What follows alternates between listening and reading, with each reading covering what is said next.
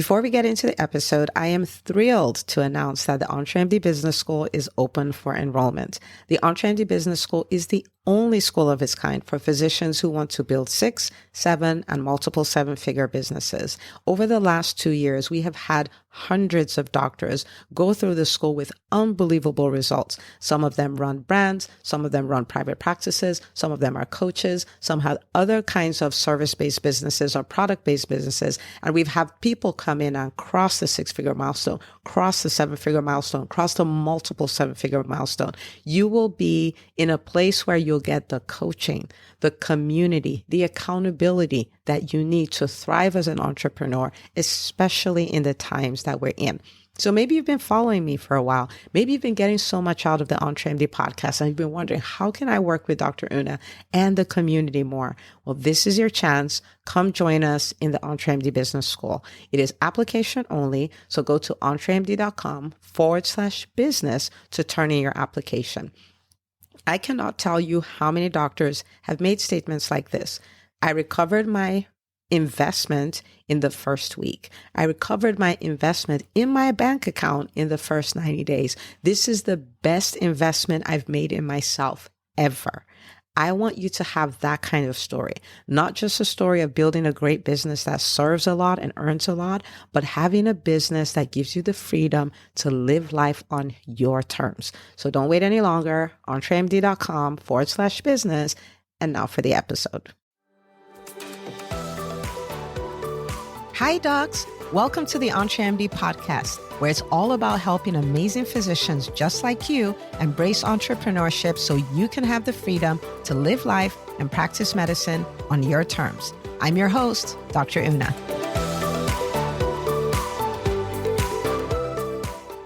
Well, hello. Welcome back to another episode of the EntreMD podcast. And today we are doing part 3 in our legacy series, Business Lessons from My Dad, Dr. Chineme.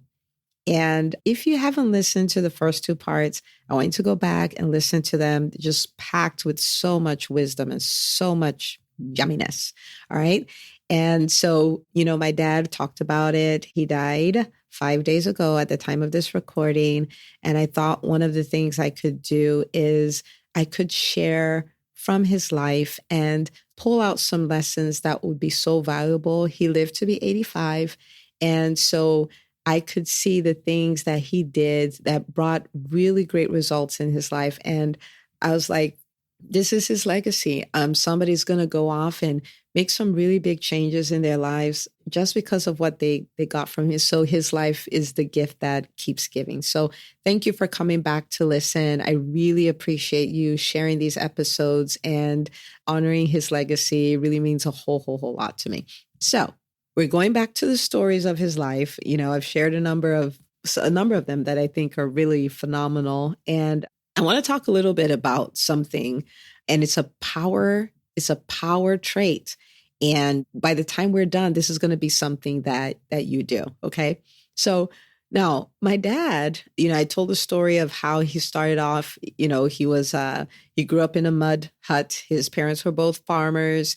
And, he started off going to school, then got the scholarship ultimately to go study zoology in University of California, Berkeley. And so before he left Nigeria to go to the US, this was in 1962, he made 3 decisions. His first decision was, I will return to Nigeria after my medical training. He had no intentions of living in the US per se. His intention was always to go back to Nigeria. His second decision, I will not get married until I'm done with my studies. And he came from a generation where for the men, the idea is you've developed yourself, you've worked on your earning power and all that stuff. So when you get married, you're in a position to take care of your family, right? So they didn't do the whole, I marry you for your potential type of thing. So I will not get married till I'm done with my studies. And number 3, I will marry a Nigerian. It would be really lovely if I could figure out why he made those decisions, but I don't know. And I can't ask him, but those are the decisions he made. I know that he wanted us to grow up in Nigeria. I know he wanted us to have the culture, know our roots. I was not particularly happy about it at all. In fact, I think he knew we would try to escape. So they hid our passports and all this kind of stuff. But I didn't understand it then. I do now, in a way. So I don't know the full reason why he made these decisions. Okay. But those are three distinct decisions that he made. And he made those three decisions prior. I want you to notice the timing. So he made the decision prior to starting a new phase and moving to a country that was so different. He made the decision prior to embracing the unknown. Now, remember, at this time, there's no internet. There's barely any phones. So he didn't have a reference, like he didn't know what he was getting himself into. He didn't know, right? It's very different now. I mean, just Google stuff, but he didn't know. So before stepping on into the unknown, he's already decided this is going to be my outcome, right? I'm going to complete my medical training. I'm going to return when I'm done. I'm not going to get married until I'm done. And I don't know who I'm going to meet there, but I am going to marry a Nigerian. Okay. And it wasn't a time like now where you can hop on a plane and 12 hours later, you're in Nigeria. He literally went by ship from Nigeria to France and then got in a flight from France to New York. So it's not like you're just going to meet somebody, like you're going to go on vacation, just go meet somebody. So that was the decision he made. So then what happened? Well, he didn't get married till he was done. And I don't know what he meant by done, but he didn't get married till he was done with his surgery residency, right? So he made that decision in 1962, and he didn't graduate from surgery till 1974. And then he got married to my mom in 1977. So 1977, he gets married. And then 1985, he returns to Nigeria, and he never came back to the States. I wanted him to come, but he didn't. So he made those decisions, he worked on them, and he made them his reality. Now, number one is that's fascinating. But number two is, okay, what does this mean for me? What does this mean for me? Well, for many of us, starting a business feels like the great unknown. Scaling a business feels like a great unknown. But one of the best things you can do is make some decisions before you start, before you scale, before you launch the podcast, before you hire the team. There are decisions you can make. And those decisions will help you navigate the unknown and come out on the other end with the result you wanted in the first place, right? So I'm going to give you an example with me. When I started EntreMD, it was unknown. Okay, you guys have heard me talk about this. How did we get to EntreMD? Well, I was like, I want to help entrepreneurs. That's what I want to do. Okay, I want to help entrepreneurs. And I started trying to do that, and I hosted my first event. And at that event, I had all entrepreneurs. And something really amazing happened, right? So I talked to people. The event itself was amazing. People were like, oh my goodness, this was so cool. And the engagement was at an all-time high. And I know people left with really great stuff, really great content they could do things with. And then I started talking to people one-on-one after the conference. And what I found out was, for everyone who was there, who was not a doctor, they're kind of like, yeah, that was really great, but I don't really know if it applies to me because, it's different for you guys. You guys have money, you have access to capital, you're really smart, you know a lot of influential people. And I was like, wait a minute. And I talked to the doctors and they're like, yeah, that was so good. But, that's for entrepreneurs, not people like us. We're doctors. And that was when I knew I had to make a decision. Like, who are you going to serve? You cannot serve these two groups in the same room. It's not going to work. And that's how I picked doctors. And that's how EntreMD was born. So I'm saying that to say, it's not like there was all this clarity on how exactly it'll play out. There wasn't. When I started on TraMD, there was no thought of a podcast. There was no thought of a business school. There's no thought of hosting a retreat. Like we're hosting a retreat for the students in the business school. There was none of that. It was the unknown. All I knew was I wanted to help doctors figure out how they can build profitable businesses. But I did make a few decisions. And in reflecting on my dad's life, I realized, wait a minute, you did.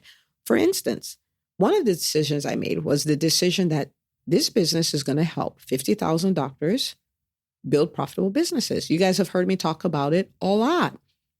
That's my BHAG, help 80,000 people. I didn't know 80,000 people. I didn't know how I would find 80,000 people. None of that.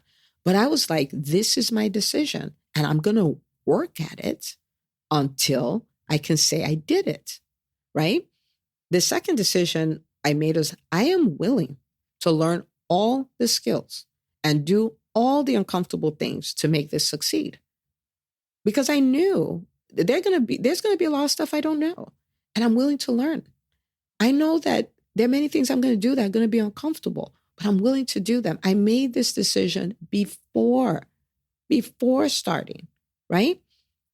The third decision I made was I'm going to make EntreMD a 7-figure business so other doctors can see what is possible. Because a lot of times I'll hear, well, the reason why I am in such a toxic workplace and I am not going to move is because the only way we can make money is as physicians. And I'm going to build this so doctors can see you can make money any way you want. There are so many ways. You can do it as an employed physician who has a personal brand. You can do it with a coaching practice. You can do it with a private practice. You can do it with a product line, whatever you want. Whatever you want. If you build a business system around it, it will work. So that was my decision. At the time I made this decision, I could not imagine charging people money for coaching.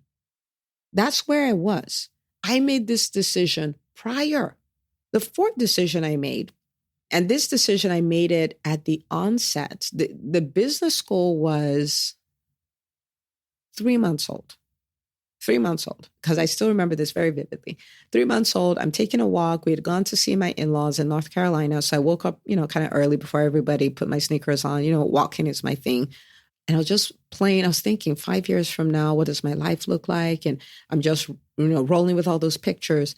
And then I come to the EntreMD Business School, and I'm like, the EntreMD Business School will be the business school for physician entrepreneurs, producing more 6- and 7-figure entrepreneurs than any other business school. And I was like, ooh, that's so good. I'm going to write it down. And then I made a decision. I'm going to build it that way. I'm going to build it. I'm going to work at it. I made that decision when I couldn't see how. So let me tell you what I do. Now I work on these 4 things every single day. I'm not there yet, but I'm on my way, and I'm willing to put in the work. I'm willing to put in the time so I can come back and tell you, remember when I said all those things? It's a reality now. They're all checked off, all of them, right? But it's all tied to decisions. So what do I want you to do today? I want you to take a moment. This is not something that you don't take the time to do. This is something you do. This is something that changes everything. This is something that helps you go through challenges. And even though it's challenging, you can weather it because you're going somewhere. These are the decisions that will guide you, so no shiny object takes you off course. These are the decisions that will make sure that your business serves you and not the other way around. You need to make some quality decisions. So, what decision do you need to make? For some of you, it may be, I'm going to build a business that will replace my physician income. That's what I'm going to do. For you, it may be, I'm going to scale my business and make it work without me. That was actually a decision I made for my private practice. I made a decision. I was like, I am going to retire at 40.